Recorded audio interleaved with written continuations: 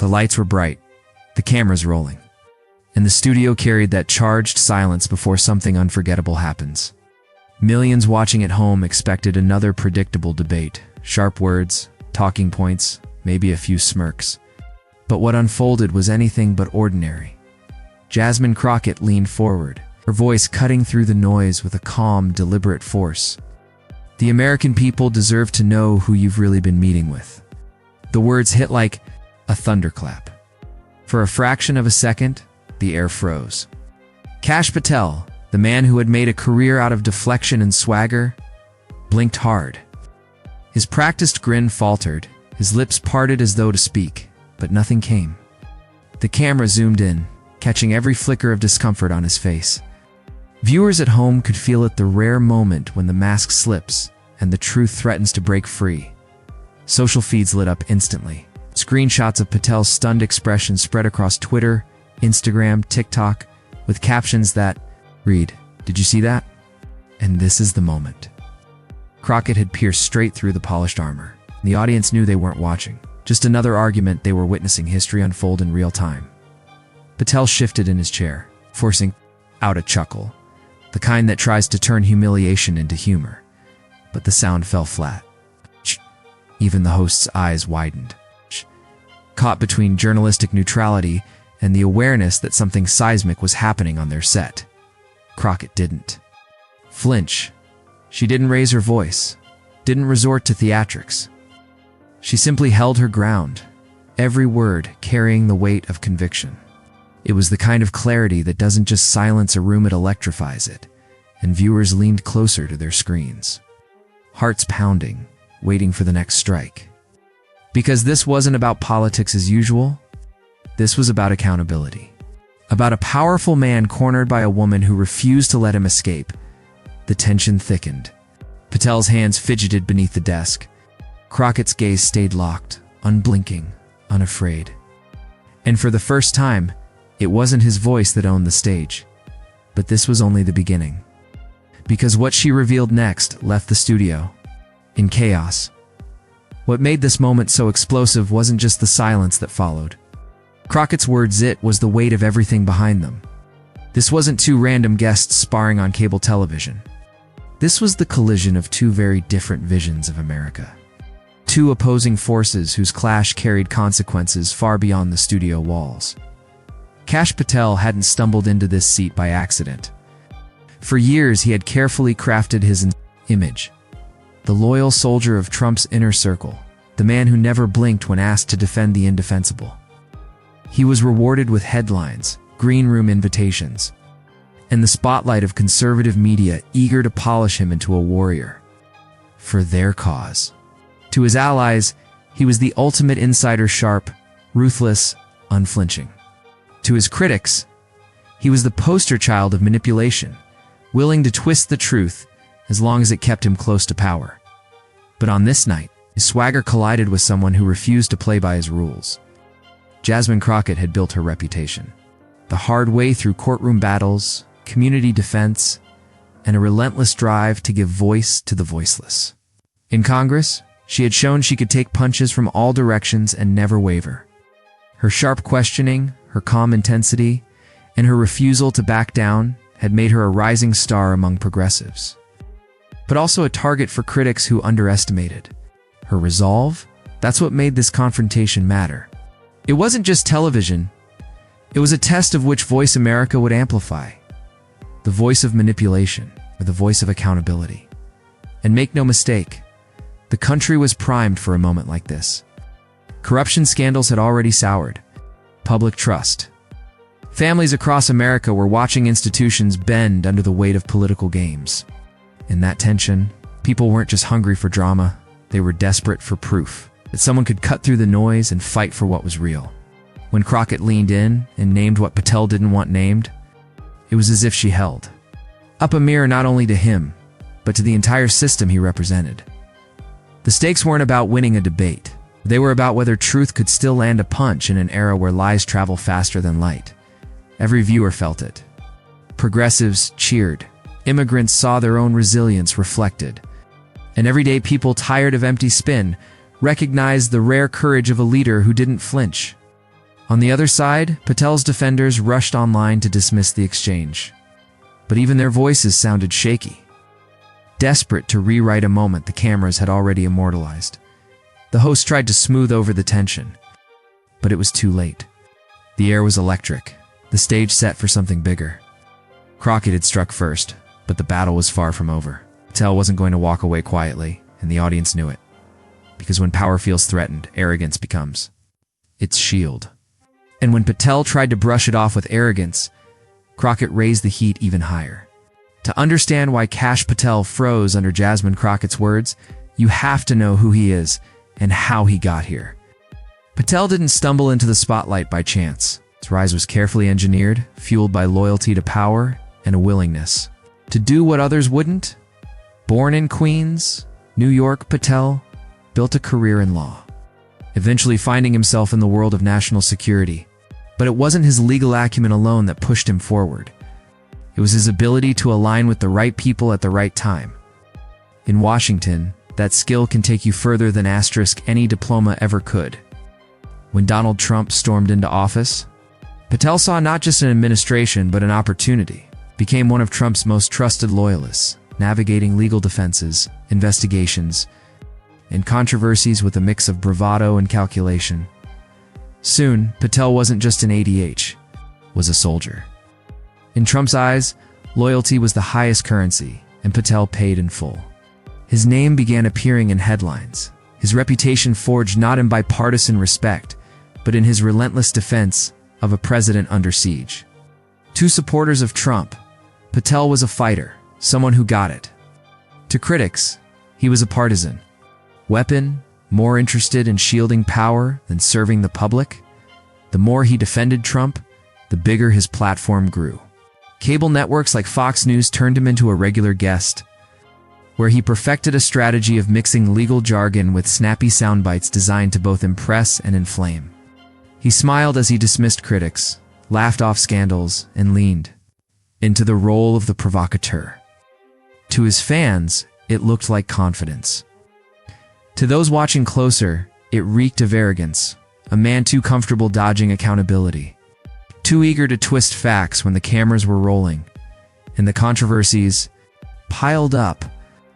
Patel was tied to efforts to undermine investigations, accused of spreading disinformation, and criticized for politicizing national security roles that once demanded neutrality.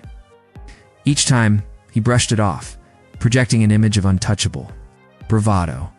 Every scandal became another chance to double down, another moment to show that he could withstand the heat. But behind the bravado was a pattern: evade, deflect, deny. What made Patel so dangerous wasn't just his connections, it was his skill at playing both insider and outsider. In Washington, he was the loyal operator with access to the halls of power.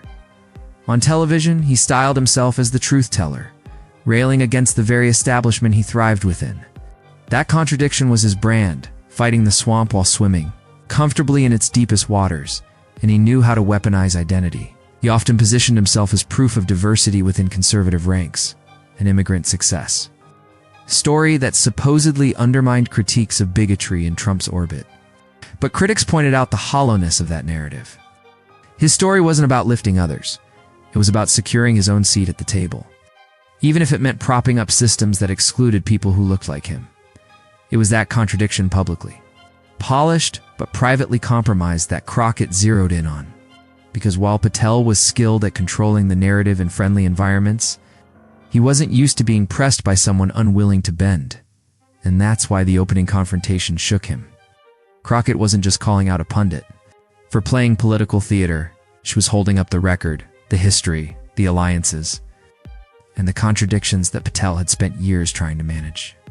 For once, the cameras weren't his shield, they were his trap. Patel's confidence, the sly grins, the quick comebacks, all of it began to crumble when faced with someone immune to his deflection. And in that moment, viewers saw not a warrior, but a man cornered. But Crockett wasn't just facing a pundit. She was facing years of shadowy ties waiting to be exposed. Before, she was the woman silencing a studio with a single sentence. Jasmine Crockett was the kind of fighter who built her story brick by brick, case by case, voice by voice. Hers is not the tale of someone handed a microphone, it is the tale of someone who earned it, who seized it, and who refused to let anyone take it away. Crockett's journey began not in the corridors of Congress, but in the crowded courtrooms and community centers, where ordinary people fought extraordinary battles, just to be heard. As a civil rights lawyer, she didn't chase glamour or wealth, she chased justice. She defended those who couldn't afford powerful attorneys, stood beside families who had been wronged, and demanded accountability from systems designed to silence. Every case, every courtroom, every late-night preparation etched into her the resolve that would later define her political voice. In those early days, she learned the brutal truth: the system does not easily bend for the powerless. But that didn't discourage her, hurled her. Where others saw barriers, Crockett saw opportunities to fight harder. And each victory she carved out in those courtrooms wasn't just legal, it was deeply personal. She wasn't simply defending clients. She was proving that dignity mattered. The truth could still win, even when the odds were stacked high. When she stepped into politics, she carried that same spirit with her. For Crockett, Congress was never about titles or prestige. It was about amplification, taking the fight she had waged in courtrooms and moving it onto the national stage, where her community's struggles could no longer be ignored. She entered Washington with a fire sharpened by years of pushing back against arrogance and oppression, and she made it clear from the very beginning, she would not be silenced. Colleagues soon recognized her as a rare force. In hearings, she was fearless, often the one to ask the questions others avoided. Her tone was measured, her words deliberate, but the power behind them was undeniable. Viewers at home noticed too. Clips of her speaking truth to power began to spread across social media. Young people, immigrants, and progressives shared her speeches not just because of the words she spoke, but because of the authenticity behind them. She wasn't performing for applause. She was living her truth. That authenticity became her superpower. In a political world filled with rehearsed lines and plastic smiles, Crockett stood out precisely because she was unapologetically herself. She laughed when moments were absurd. She bristled when dignity was under attack. And she carried herself with the kind of composure that comes only from years of hard-earned resilience. And it wasn't just about fighting back. It was about lifting others up. Crockett's identity as a black woman, as a lawyer, as a public servant, became part of the story she told America. She wasn't afraid to say that her fight was bigger than herself. She spoke for those whose stories rarely reach the national stage. For the immigrants striving to belong, for the marginalized communities overlooked by policy debates, for the families whose struggles were dismissed as statistics. In her, they saw more than a politician. They saw possibility. That's why, when she clashed with Kash Patel, the moment resonated so deeply. Patel had a history of brushing off critics, of turning every confrontation into a performance where he emerged smirking. But Crockett was different. She wasn't there for a game. She wasn't there to build a brand. She was there to defend the very principles she had built her career upon: justice, dignity, accountability, and Crockett knew the stakes. She understood the cost of silence because she had spent her career amplifying voices silenced by systems of power. She understood arrogance because she had spent years dismantling it in court. And she understood pressure because she had faced it countless times before, always with composure, always with resolve. So when she leaned forward in that studio, her voice steady, her eyes unflinching, it wasn't a performance. It was the natural extension of everything she had lived. This was Jasmine Crockett, the lawyer who never backed down, the congresswoman who never bent, the voice that carried the weight of communities too often dismissed, and that history of standing tall prepared her for this exact moment, when all eyes were on her, live on national TV. The silence that followed Crockett's opening strike didn't last long. Kash Patel, ever the showman, tried to regain his footing with a smirk. He leaned back in his chair, waving a hand dismissively as though brushing away a child's accusation. "Congresswoman," he said, voice dripping with practiced ease, "you really think Americans care about these little conspiracy theories? People at home are worried about gas prices, not who I have coffee with. It was the kind of line he had used 100 times before. Minimize, deflect, laugh it off. The host gave a nervous chuckle, unsure whether to move the conversation along or let it play out. But Crockett didn't flinch. She leaned forward, her eyes narrowing with the calm of someone who had heard it all before. "This isn't about coffee, Mr. Patel," she replied, every word deliberate. "It's about accountability. And the people at home are tired of being lied to." The audience shifted. Murmur rolled through the studio. Viewers at home couldn't hear it, but they could feel it in the way the tension clung to the air. Patel straightened, the smirk still on his face, but his voice rising ever so slightly. "You know, this is why Americans are tired of politicians like you," always pointing fingers, always pretending you've got some big secret to reveal. He chuckled again, louder this time, hoping laughter could mask the unease tightening in his chest. But Crockett's response came swift, cutting through his performance. "You call it finger-pointing. I call it truth-telling, the American. People can tell the difference." The words hit with the precision of a scalpel. The host shifted in his seat, visibly uncomfortable, sensing he was losing control of the segment. His eyes darted between Patel and Crockett, unsure which direction the storm was heading.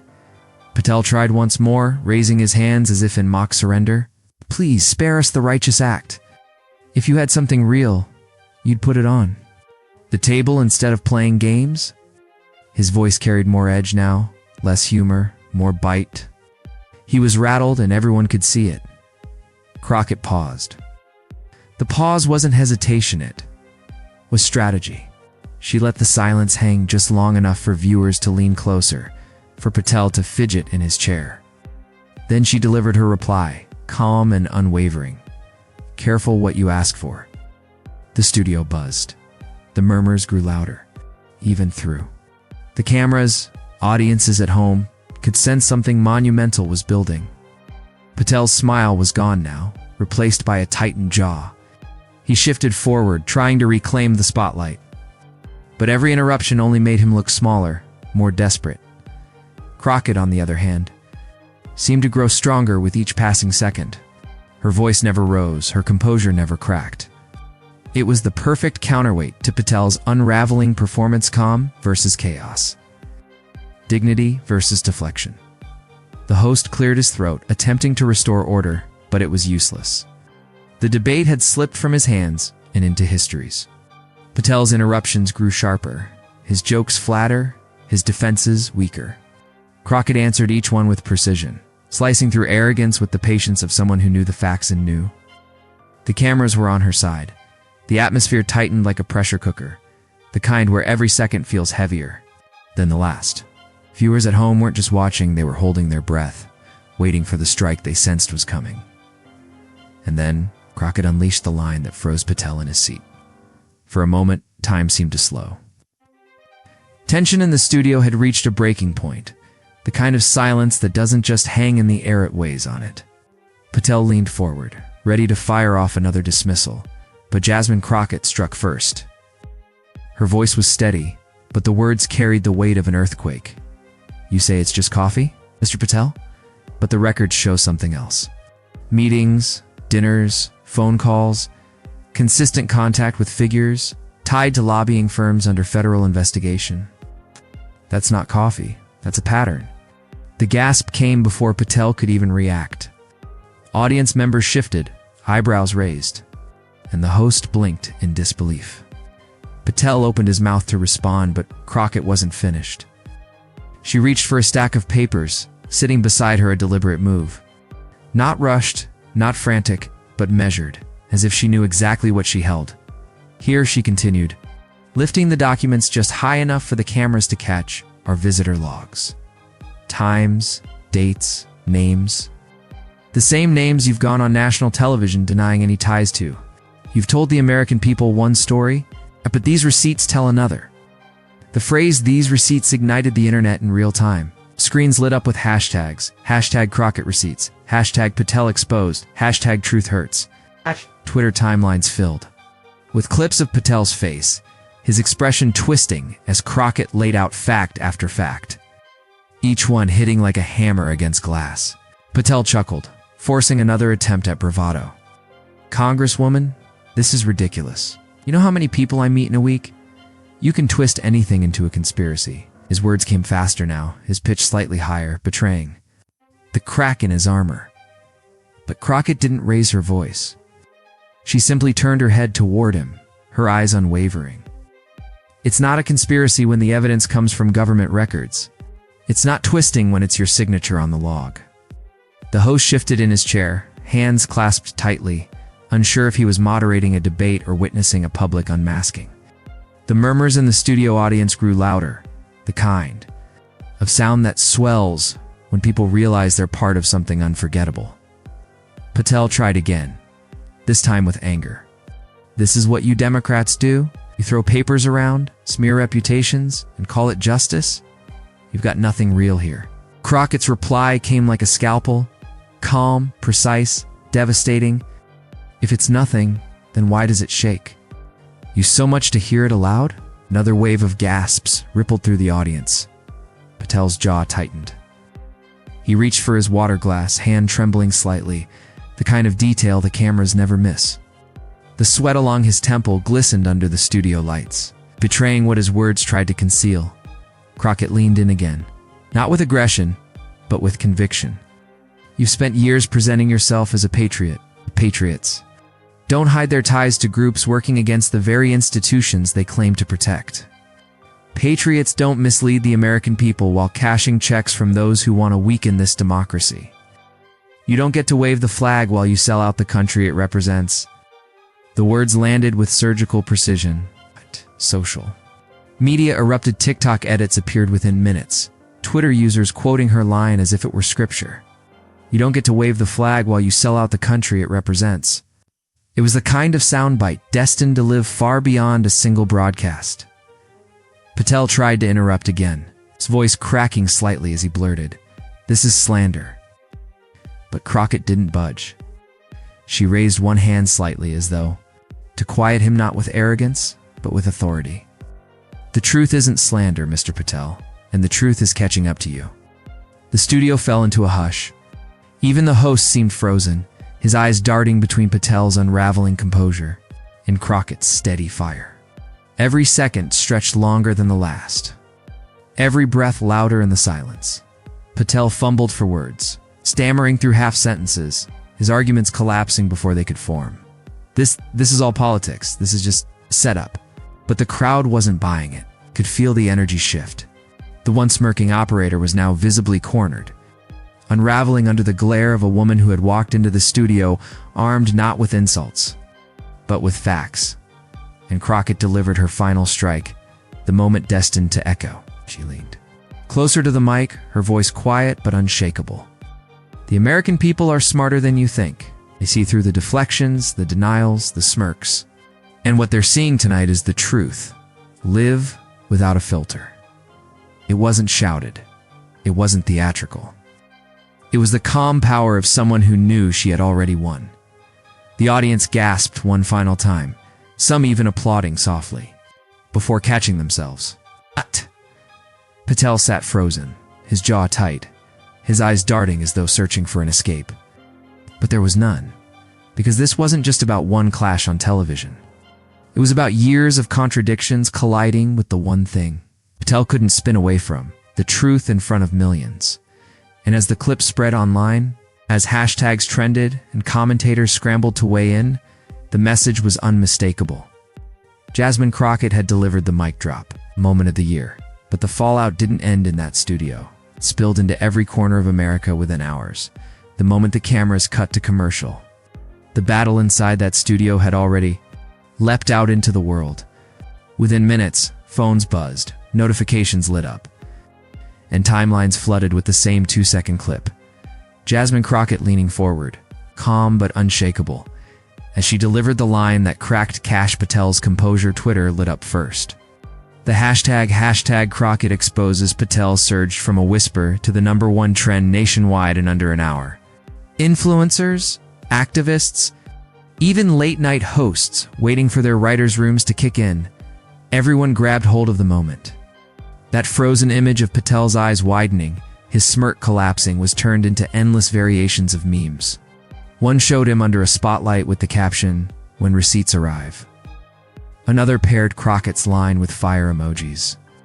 A new anthem for those who'd been waiting for someone to call out Trump world arrogance, head-on clips spread across. TikTok and Instagram Reels with cinematic edits. Dramatic music layered under Crockett's.com delivery. Young voters, many of whom had felt disillusioned, suddenly had a new rallying cry.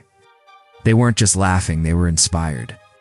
In dorm rooms, cafes, and living rooms, people leaned in to watch not just once, but over and over, the way you replay a scene from a favorite movie. Each view carried the same punch. Here was a leader who refused to be intimidated. Cable news couldn't ignore it. By the next morning, panel after panel rolled the tape, freezing Patel's stunned face and then rewinding to Crockett's sharp words. Conservative outlets scrambled to defend him, but their spin only fueled the clip's reach. Progressive commentators, meanwhile, treated the moment as a turning point, proof that truth, when spoken with clarity, could pierce through even the thickest walls of denial. Late-night comedians wasted no time. One joked, Patel looked like a student who just realized the test was open book, and he forgot the book. Another quipped, forget climate change, Patel's sweat levels were the real global emergency last night. The laughter mattered. It turned what could have been a one-day clip into a cultural phenomenon. People weren't just informed, they were entertained, validated, and mobilized. Politicians, too, weighed in. Progressive lawmakers tweeted their support, praising Crockett for her courage. Some moderates who rarely waded into confrontations publicly applauded her composure. Even a few Republicans, off the record, admitted to journalists that Patel had been humiliated in a way that might stick. Meanwhile, Patel's allies scrambled. His spokesperson released a shaky statement about media theatrics and baseless accusations. But the internet had already moved past denial. The damage wasn't contained, it was multiplying. Every attempt to spin only added oxygen to the fire. Every denial was stitched into new TikTok videos where users laughed, mocked, or shook their heads. And here was the true shockwave, beyond the memes, beyond the trending hashtags, beyond the comedic punchlines. People began to talk about accountability. Again, it wasn't just about Patel anymore. It was about the larger system, the culture of impunity, the arrogance that had gone unchallenged for too long. Crockett's stand had cracked something open, reminding millions that speaking truth could still matter. In churches, mosques, and synagogues, community leaders referenced the moment in sermons about honesty and courage. In classrooms, civics teachers played the clip to show students what standing up under pressure looked like. On college campuses, activists shared it as proof that representation matters, that when someone who understands the struggles of everyday Americans sits across from power, fireworks follow. It wasn't just politics, it was identity, it was validation, it was pride. For immigrants, for communities often sidelined, for those who felt invisible in the corridors of power, Crockett's poise was personal. She wasn't simply a congresswoman taking on a pundit. She was every underdog who had ever been underestimated, every voice dismissed until the receipts came out. And yet the story wasn't finished. Beyond the laughs, beyond the hashtags, there was a deeper reckoning forming. America wasn't just entertained by what happened. They were forced to confront the question of what it meant. What does it say about a democracy when truth has to fight this hard to be heard? And what happens when someone finally breaks through? Because in the silence that followed the viral storm, another truth lingered. This wasn't just about a clash in one studio. This was about the balance of power in a nation where lies had too often gone unchecked. And that's why. As the memes multiplied and Patel's face became late-night punchlines, the weight of Crockett's stand began to settle in, because beyond the jokes, a deeper lesson was being written. When the dust finally settled and the headlines began to quiet, Jasmine Crockett's voice still echoed in the national conversation. Not because she had humiliated Kash Patel, though the images of his frozen face and trembling rebuttals would live online forever, but because she had elevated the moment beyond the spectacle. She had turned what could have been just another viral clash into something deeper, a mirror held up to America. For days, people replayed the broadcast, dissecting Patel's faltering defense and Crockett's calm precision. But what resonated most wasn't the takedown, it was the dignity with which she delivered it. In an era where shouting often drowns out reason, Crockett had shown a different kind of strength. The kind that rises above arrogance and exposes it not with rage, but with undeniable truth. This wasn't about scoring points on TV, it was about reminding Americans what leadership looks like. Crockett, a daughter of the South, a civil rights lawyer turned congresswoman, carried into that studio the weight of generations who had fought for justice and visibility. Her presence told a story bigger than the broadcast itself, that truth-telling, delivered with courage, could slice through the thickest fog of manipulation. Patel represented something larger, a culture of deflection. Power over loyalty to people. His stumble was more than personal embarrassment. It was the unmasking of a pattern. Viewers saw in him every politician, every operative, every voice that had tried to bend democracy into something it was never meant to be. And in that moment, Crockett's clarity became a collective release. The lesson. Though it wasn't just about who won a debate, it was about the kind of country Americans want to live in. A country where the measure of a leader isn't how well they perform on television, but how deeply they serve their people. Where arrogance collapses under the weight of accountability. Where identity isn't a liability to be mocked, but a source of strength to be celebrated. Crockett's confrontation became symbolic of that choice. It reminded people that democracy doesn't thrive on silence. It thrives on the voices willing to speak up, even when the room is hostile.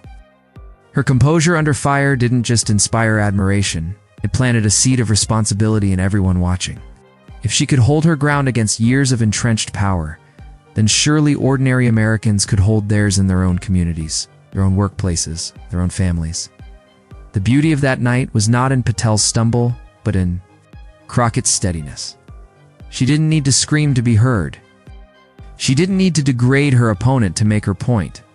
She stood as living proof that dignity is stronger than derision, that service is stronger than corruption, and that the truth, no matter how long it takes, will always find its way to the surface. And as the cameras cut, as the hashtags trended, as the memes circled the globe, a larger truth became impossible to ignore. This was not just Jasmine's fight. This was America's. The clash between arrogance and accountability. Between spectacle and substance. Between manipulation and democracy. Belonged to every person who cared about the future of their country. Crockett's moment on that stage crystallized something profound, that the fight for truth will always require courage, but it will also always be worth it. For when truth outshines arrogance, it doesn't just expose the villain in the room, it lights the path forward for everyone watching, and for millions watching. The fight for truth isn't just Jasmine's fight, it's ours. And so we return to the moment that started it all. Kash Patel's panic against JasmineCrockett.com. What began as a heated exchange became something much larger, a story of arrogance collapsing under the weight of truth and of dignity rising above the noise. Patel tried to laugh it off, tried to spin, tried to hide behind performance. But Crockett never wavered. Her composure wasn't just strategy, it was strength. That strength carried through the cameras, into living rooms, offices, and phones. Across America, people didn't just see a debate. They saw a choice. Do we reward manipulation, or do we reward honesty? Do we applaud arrogance, or do we uplift dignity? On that stage, the answer was made clear. But here's the thing. The story doesn't end with a trending hashtag or a viral meme. It continues with us. Democracy is not a spectator sport. It thrives when we amplify truth, when we demand accountability, and when we refuse to let arrogance define our future. So, if you believe truth deserves the spotlight, share this story. Let others see how calm can defeat chaos, how facts can outshine spin, how dignity can silence hate. Together, we turn one moment into a movement, because in the end, this was never just Crockett versus Patel. It was truth versus arrogance.